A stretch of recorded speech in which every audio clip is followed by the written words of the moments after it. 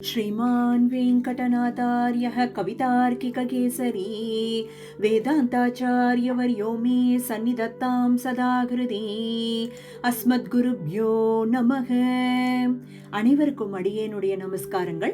மார்கழியினுடைய 22வது நாள் இன்றைய நாள் பாசுரம். அங்கண் மாஞாலத்தரசர் அபிமான பங்கமாய் வந்து நின் பள்ளிக்கட்டிற்கீழே சங்கமிருப்பார் போல் வந்து தலை பெய்தும் கிங்கினி வாய் செய்த தாமரை பூ போலே செங்கண் சிறுச்சிறிதே எம்மேல் விழியாவோ திங்களும் ஆதித்யனும் எழுந்தார் போல் அங்கண் இரண்டும் கொண்டெங்கள் மேல் நோக்குதியில் எங்கள் மேல் சாபம் இழிந்தேலோர் எம்பாவாய். 5வது காட்சியினுடைய 2வது பாசுரத்திற்கு வந்திருக்கும் நம்ம இப்போ. இதற்கு முன் பாசுரத்தில் கண்ணனுக்கு சுப்பிரபாதம் பாடக்கூடிய வகையில் அமைய பெற்றிருந்தது. அந்த சுப்பிரபாதத்தை கேட்டு கண்ணன் கட்டாட்சித்தானா இல்லையா அப்படின்னு பார்க்கும் பொழுது, இந்த 22வது பாசுரத்தை பார்க்கும் பொழுது எப்படி கட்டாட்சிக்க வேண்டும் என்று அமைய பெற்றிருக்கு. அப்போ இன்னும் கட்டாட்சிக்கவில்லை. அப்போ இந்த பெண்கள்லாம் என்ன பண்றா, கண்ணன் கிட்ட போய் எப்படி நீ எங்களை கட்டாட்சிக்க வேண்டும் அப்படிங்கறத இந்த இடத்துல அழகா எடுத்து சொல்றா. எப்படி ஆரம்பிக்கிறா, அங்கன் மாஞால தரசர். இந்த பூலோகமானது அழகிய இடங்களை கொண்டுள்ளது. பல பல பல பல ரம்யமான இடங்களை கொண்டுள்ளது. அந்த இடங்களை ஆளக்கூடிய அரசர்கள், இப்படி அந்த அரசர்களானவர்கள் அங்கன் மாஞால தரசர், பல பல அரசர்கள் எல்லாரும் அபிமான பங்கமாய் அவ தங்களுடைய அந்த அகங்காரத்தை நீங்க பெற்று உன்னிடம் வந்து உன் பள்ளிக்கட்டிற்கீழே, அப்படின்னா பள்ளிக்கட்டிற்கீழ் என்பது சிம்மாசனத்தின் கீழ் வந்து தன்னுடைய அகங்காரங்கள் எல்லாம் நீக்க பெற்று அந்த பள்ளிக்கட்டிற்கீழே வந்து சங்கம் இருப்பார் போல் வந்து, ஒருத்தர் 2 பேர் கிடையாது, கூட்டம் கூட்டமாக இந்த மன்னர்கள்லாம் வந்து உன்னை வந்து அடைந்தார்கள். அதுபோல நாங்களும் கூட்டம் கூட்டமாக வந்து உன்னுடைய அந்த திருவடி கீழ் வந்து சேர்ந்தோம் கண்ணா. கடைசியா வந்துட்டோம் கண்ணா, எப்படியும் உன்னுடைய திருவடி கீழே இந்த கோஷ்டியோட வந்து அடைந்தோம். இப்போ நீ எங்களை கட்டாட்சிக்க வேண்டும். எப்படி கட்டாட்சிக்கணும், கிங்கினி வாய் செய்த தாமரை பூ போலே அப்படின்னு 2 விஷயங்களை ஒப்பிட்டு இதை ஓமையாக கொண்டு இப்ப ஏற்பட்ட ஒரு கட்டாட்சமாக இருக்க வேண்டும் அப்படிங்கிறா. எப்படி இருக்கணும்னா, அந்த சலங்கையின் வாய் பார்த்தேன்னா திறந்தும் திறவாமலும் இருக்கும், அது மூடியும் மூடாமலும் இருக்கும். உள்ள இருக்கக்கூடிய சலங்க தெரியும், ஆனா கீழே விழாது. அப்பேற்பட்டது அந்த சலங்கையினுடைய வாய். அதே மாதிரி கண்ணனுடைய அந்த கண்களானது முழுதும் திறந்திருக்கவும் கூடாது, அதே நேரத்துல மூடியும் இருக்க கூடாது. தாமரை பூ போலே, மலர்ந்தும் மலராத தாமரை பூ போலே, இப்படி 2 விஷயங்களோடு ஒப்பிட்டு செங்கன் சிறுச்சிறிதே எம்மேல் விழியாவோ, கொஞ்சம் கொஞ்சம் கொஞ்சமா மெதுவா நீ விழிக்க வேண்டும். சட்டுன்னு திறந்து எங்களை பார்த்துடக்கூடாது. அந்த ஒரு விழியானது திங்களும் ஆதித்யனும் எழுந்தார் போல், சந்திர சூரியர்கள் இருவரும் ஒரே நேரத்தில் உதித்தது போல அந்த அழகிய கண்களை கொண்டு, அப்பேற்பட்ட அந்த அழகிய கண்களை கொண்டு அங்கன் இரண்டும் கொண்டெங்கள் மேல் நோக்குதியில் நீ எங்களை கட்டாட்சிக்க வேண்டும். அந்த திருக்கண்களை கொண்டு எங்களை நீ கட்டாட்சிக்க வேண்டும். அப்போ நீ அந்த கட்டாட்சனை செய்யும் பொழுது எங்கள் மேல் இருக்கக்கூடிய துன்பங்கள், சாபங்கள், இருக்கக்கூடிய பாபங்கள் எல்லாமே அழிந்துவிடும். அந்த அளவுக்கு உன்னுடைய கட்டாட்சமானது இருக்க வேண்டும். கண்ணா கட்டாட்சிப்பாயா அப்படின்னு சொல்லி கேட்கக்கூடியதுதான் இந்த 22வது பாசுரத்தினுடைய பதவுரையாக அமைய பெற்றிருக்கு. அப்போ இந்த பாசுரத்தினுடைய ஒரு மைய கருத்தா நம்ம எதை எடுத்துக்கலாம் அப்படின்னா, பெருமாளினுடைய கட்டாட்சம், திருக்கண்கள் கட்டாட்சம், இதை நம்ம மைய கருத்தா எடுத்துண்டு கூரத்தாழ்வான் எப்படி இதே பெருமாளினுடைய கட்டாட்சத்தை எப்படி தன்னுடைய ஸ்தவத்தில் அனுபவிக்கிறார் அப்படிங்கறதையும் பார்க்க போறோம். அப்புறம் எப்படி அந்த திருக்கண்களை அனுபவிக்கிறார் அப்படிங்கறதையும் நம்ம 3 ஸ்தவங்களை கொண்டு அனுபவிக்க போறோம். இப்பொழுது சுந்தரபாகு ஸ்தவத்தை கொண்டு நம்ம ஆரம்பிக்க போறோம். இதில் 44வது ஸ்லோகத்தை கொண்டு ஆரம்பிக்கலாம். பிரஷ்யோ தத் பிரேமசாராமிருதரசசுலக பிரக்ரம பிரக்ரியாப்யாம் विक्षिप्तालोकितोर्मी प्रसरणमुषितस्वान्तकान्ता जनाभ्यां विश्वोत्पत्तिप्रवृत्तिस्थितिलयकरणैकान्तशान्तक्रियाभ्यां देवोऽलङ्कारनामावनगिरिनिलयो वीक्षतां ईक्षणाभ्याम्. இங்க என்ன சொல்றா, செங்கண் சிரிச்சிருதே எங்கள் மேல் விழியாவோன்னு தானே கேட்கிறா. மெதுவாக நீ எங்களை கட்டாட்சிக்க வேண்டும், அங்கனிரண்டும் கொண்டெங்கள் மேல் நோக்குதியல் தான் கேட்கிறா. அதே மாதிரி தாமரை கண்களால் குளிர குளிர நீ நோக்க வேண்டும், அருள வேண்டும் அப்படின்னு பிரார்த்திக்கக்கூடிய ஒரு ஸ்லோகமாக அமைய பெற்றிருக்கு. எப்படி சொல்றாருன்னா, பெருமாளினுடைய திருக்கண்களானது எப்பேற்பட்டது அப்படின்னா இந்த ஜெகத் சிருஷ்டிக்கே காரணமாக இருக்கு. பெருமாள் பல பல பல அடியார்களை வச்சுண்டோ இல்லாட்டி கை கால்கள்லாம் உபயோகப்படுத்திலாம் எந்த சிருஷ்டியும் பண்றது கிடையாது. அப்படியே அந்த கண் கட்டாட்சத்தாலேயே பெருமாள் அனைத்து விஷயங்களையும் முடிச்சு விடுறார். அப்பேற்பட்ட அந்த திருமாலிருஞ்சோலை அழகர் தன்னுடைய திருக்கண்களால் குளிர குளிர நோக்க வேண்டும், அவர்தானே இந்த சிருஷ்டியே பண்ணிட்டு இருக்கார் அப்படின்னு சொல்லி அந்த திருக்கண்கள் எப்படிப்பட்டவை அப்படின்னா முதல் வரியில சொல்றார், பிரஷ்யோதத் பிரேம சாராமிருதரச சுலக பிரக்ரம பிரக்ரியாபியாம் அப்படிங்கிறார். அந்த திருக்கண்களானது ரொம்ப ரொம்ப ரொம்ப பருகுவதற்கு ரொம்ப சௌகரியமா இருக்காம்.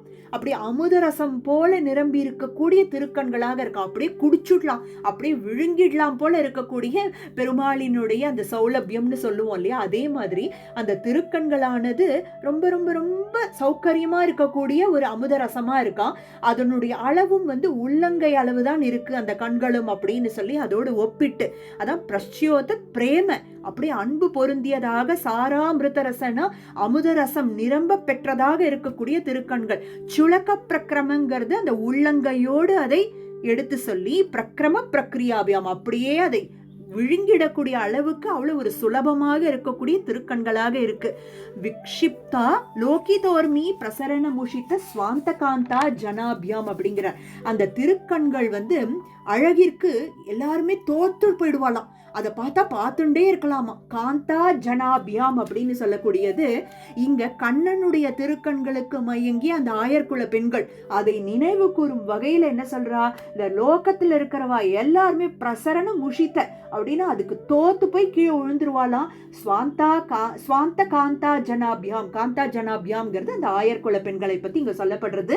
அந்த அளவுக்கு இருக்கா அழகருடைய திருக்கண்கள். நாம் எல்லாரும் அதை ஒரு வாட்டி போய் சேவிச்சோம்னா அப்படியே அந்த அழகுக்கு நம்ம எல்லாரும் தோத்து போயிடுவோம். நம்மளுடைய அகங்காரம் மமக்காரம் எல்லாம் அழிய பெற்று அவனுடைய கட்டாட்சத்திற்கு பாத்திரமாவோம் அப்படின்னு சொல்ற. அப்பேற்பட்ட கண்கள் தான் விஸ்வோத்பத்தி, சேத்தன அச்சேதன யாவற்றையும், உற்பத்தி என்றால் படைத்தல், பிரவிற்த்தி என்றால் இயக்குதல், ஸ்திதி என்றால் நிலைநிறுத்துவது, லயம் என்றால் அழிப்பது, இப்படி கரணை காந்த சாந்த கிரியாபியாம், இப்படி தடையற்ற இந்த விஷயங்கள் அனைத்தையும் செய்வதற்குரிய ஒரு பெருமையோடு இருக்கக்கூடிய அந்த திருக்கண்களாக இருக்கான். அப்பேற்பட்ட திருக்கண்கள் யாருடையது? தேவோலங்கார நாமா, அது அலங்கார பிரியர்னு சொல்லுவோம் இல்லையா பெருமாளை. அப்படி அலங்காரரா அப்படிங்கிற பெயரை வைத்துக் கொண்டிருக்கக்கூடிய அந்த சுந்தர தோளுடையான் தான் வனகிரி நிலையோ, அந்த வனகிரியில் வசித்துக் கொண்டிருக்கக்கூடிய வீக்ஷதாம் ஈக்ஷனாபியாம். அந்த வீக்ஷதாம் என்பது குளிர குளிர நோக்க வேண்டும். ஈக்ஷனாபியாம் என்றால் கடை கண்ணால் நோக்க வேண்டும். எப்படி நாச்சியாரும் கடை கண்ணால் நீ எங்களை நோக்க வேண்டும்னு கேட்டாலோ, இங்கேயும் சுந்தர தோளுடையானை பார்த்து நம் கூரத்தாழ்வான் சொல்றார், எவ்வளோ பெரிய விஷயத்துக்கெல்லாம் காரணமாக இருக்கக்கூடிய அந்த கண்கள் அடியேனையும் நோக்க வேண்டும் அப்படின்னு சொல்லி கேட்கக்கூடிய ஆச்சரியமான ஸ்லோகமாக இருக்கு. அடுத்து வரதராஜ ஸ்தவத்தில் நம்ம 35வது ஸ்லோகத்தை நம்ம அனுபவிக்க போறோம்.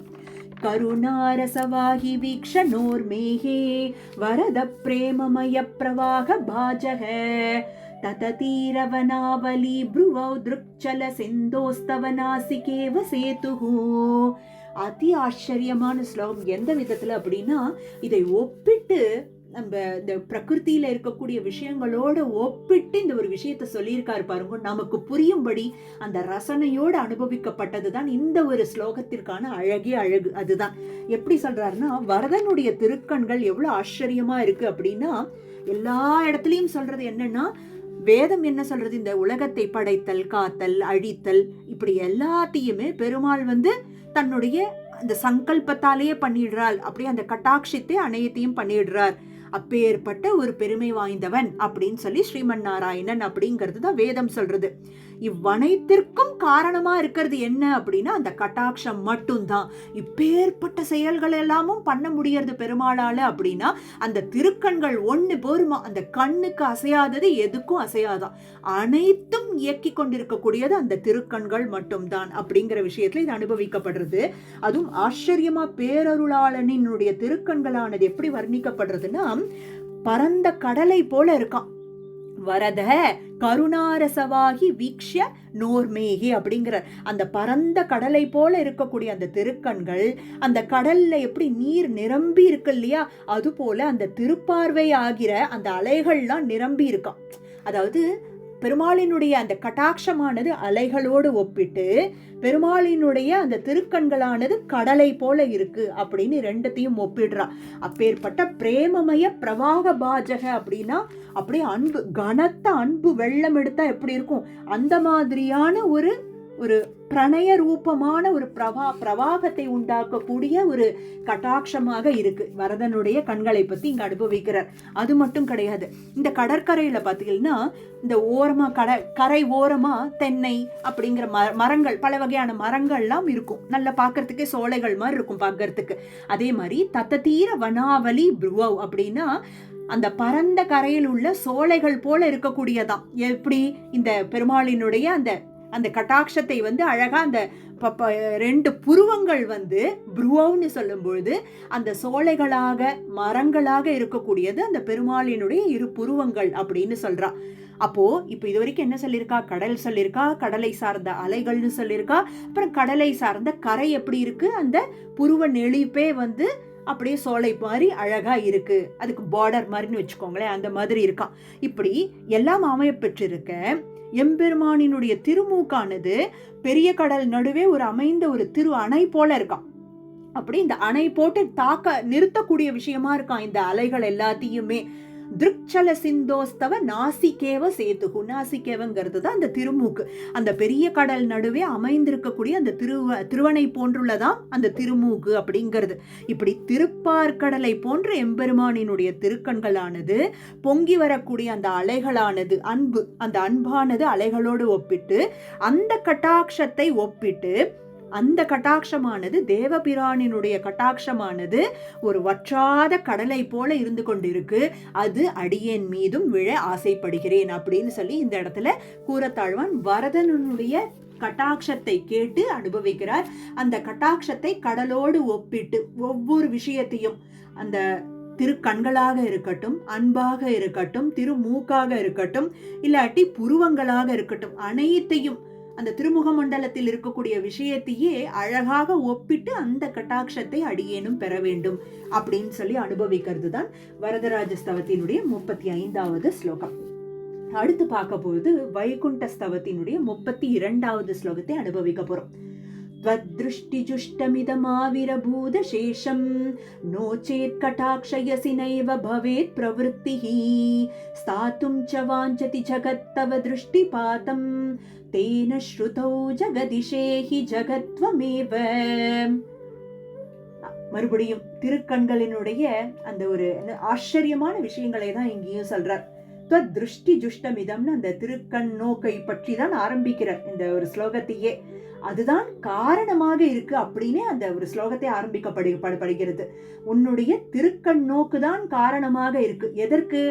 ஆவிர பூதசேஷம் அப்படின்னா அனைத்து பொருள்களும் இயங்கி கொண்டிருக்கு அப்படின்னா ஆவிர்பாவம் அடைவதற்கு காரணமாக இருப்பது பெருமாளினுடைய திருக்கண் நோக்கு மட்டும்தான்.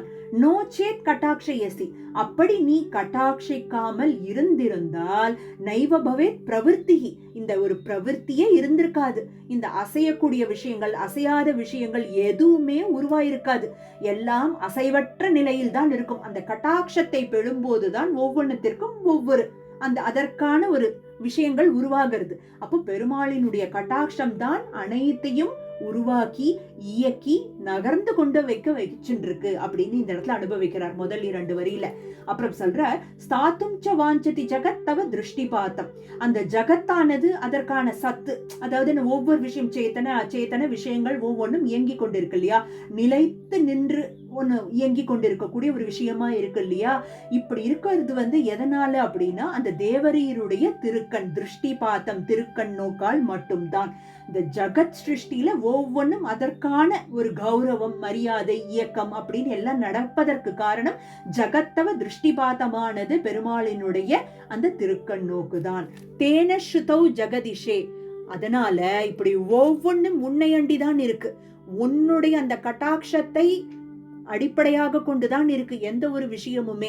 தேன ஸ்ருதௌ, அதனால ஜெகதிஷேகி ஜகத்வமேவ, உன்னையே ஜகத்துன்னு சொல்லிட்டு இருக்கா எல்லாரும். அப்ப நீதான் ஜகத்து, ஜகத்துல இருக்கக்கூடிய ஒவ்வொரு விஷயத்தையும் இயக்கி கொண்டிருப்பவனும் நீதான். இப்படி நிலைத்து நிற்பதற்கும் காரணம் நீதான், அசைவு முதலான விஷயங்கள் நடப்பதற்கும் காரணமாகவும் இருப்பதும் நீதான், சிருஷ்டிப்பதும் நீதான். அப்போ இந்த ஜகமே நீதான் அப்படின்னு சொல்லி கொண்டாடி இவை அனைத்தையும் இயக்குவது எதுனா பெருமாளினுடைய அந்த திருக்கண்கள் தான். அந்த கட்டாட்சமானது அப்பேற்பட்ட பெருமை உடையது அப்படிங்கிறார். அப்போ இங்கேயும் நாச்சியார் என்ன கேட்கிறா? செங்கன் சிறிதே எம்மேல் விழியாவோ, எங்கள் மேல் சாபம் இழிந்தேலோ ரெம்பாவாய். அனைத்து சாபங்களும் நீங்க பெற்று உன்னுடைய கைங்கரியத்திற்கு பாத்திரமாக வேண்டும்னு கேட்டா அந்த திருக்கண் கட்டாட்சத்தை தான் கேட்டால். நம் கூரத்தாழ்வானும் சுந்தரபாகு ஸ்தவத்தில் அந்த கட்டாட்சத்தை கேட்டார். அப்புறம் வரதராஜ ஸ்தவத்தின் அந்த திருக்கண்ணினுடைய பெருமையை சொன்னார். வைகுண்ட ஸ்தவத்திலும் அதனுடைய பெருமையை சொன்னார். இப்படி திருக்கண்ணை மையமாக கொண்டு அனுபவித்த ஸ்லோகங்களும் பாசுரங்களும் இன்னைக்கு. நாளைக்கும் திருப்பாவையினுடைய 23வது பாசுரத்தோடு பஞ்சஸ்தவத்தையும் சேர்ந்து அனுபவிப்போம். அஸ்மத் குருபியோ நமக. கவிதார்க்கிக சிம்ஹாய கல்யாண குணசாலினே ஸ்ரீமதே வெங்கடேஷாய வேதாந்த குரவே நமக.